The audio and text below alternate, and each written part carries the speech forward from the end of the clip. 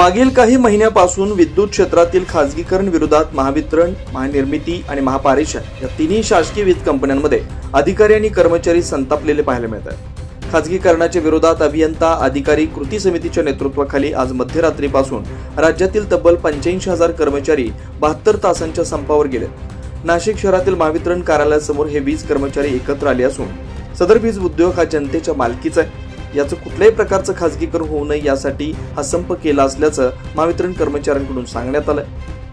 महाराष्ट्र राज्य वीज कर्मचारी अधिकारी अभियंता कृती समितीच्या वतीनं आज दिनांक 9, 10, 11 ऑक्टोबरला 72 तासाच्या संपावर संप कर्मचारी जात आहेत। विशेषतः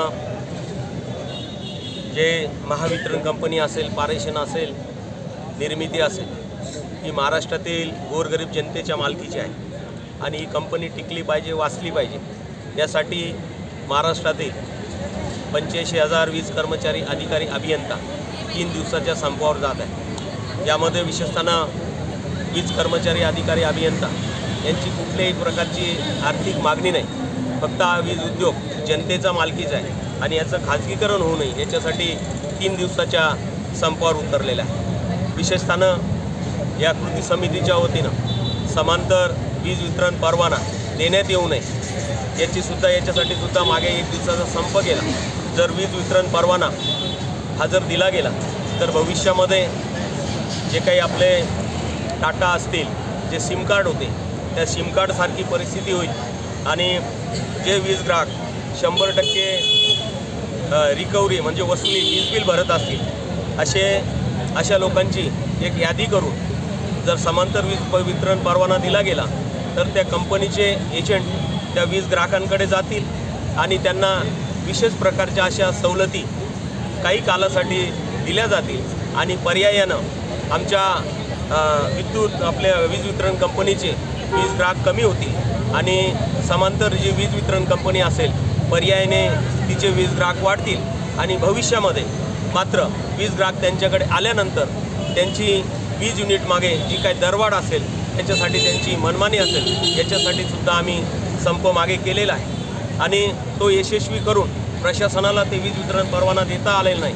पण तू छुप्या मार्गाने आता पुनर्रचना ग्राहकांना चांगली सेवा मिळावी याच्यासाठी पुनर्रचना या बोंडस नावाखाली आज महाराष्ट्र शासन आणि वीज वितरण कंपनी हे प्रशासनाचं लागू करण्याचा घाट त्यांनी घातलेला होता 1 ऑक्टोबरपासून, परंतु वीज मंडळातील जागृत अशा संघटनांनी त्याला विरोध केला। खरं म्हणजे आमची मागणी अशी आहे, कंझ्युमरच्या संख्येनुसार कक्ष निर्माण केले जावेत, त्याप्रमाणे कंझ्युमरच्या संख्येनुसार वीज कर्मचारी अधिकारी अभियंता तिथे दिले गेले पाहिजे आणि त्यानंतर आम्ही वीज ग्राहकांना दर्जेदार सेवा पुरवू शकतो। परंतु प्रशासनाने मात्र याच्या उलट केलेलं आहे। एका बाजूला वीज सेक्शनची त्यांनी निर्मिती केली, परंतु निर्मिती करत असताना जास्त वीज ग्राहक त्या सेक्शनमध्ये दिलेले आहेत आणि कर्मचारी मात्र ते कमी केलेले आहेत। या कारणासाठी आम्ही 3 दिवसाचा संप हा आम्ही पुकारलेला आहे। मेंटेनन्सच्या नावाखाली राज्य सरकारकडून हा खासगीकरणाचा घाट घातला असल्याचं वीज वितरण कर्मचाऱ्यांकडून सांगण्यात आलं।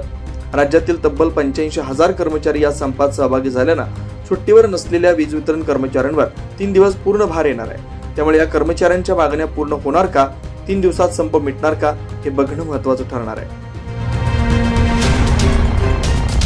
अरे कौन लढेगा, अरे कौन लढेगा, अरे कौन जितेगा, अरे कौन जितेगा। 9 न्यूज महाराष्ट्रासाठी प्रतिनिधी प्रवीण कुलथे, नाशिक।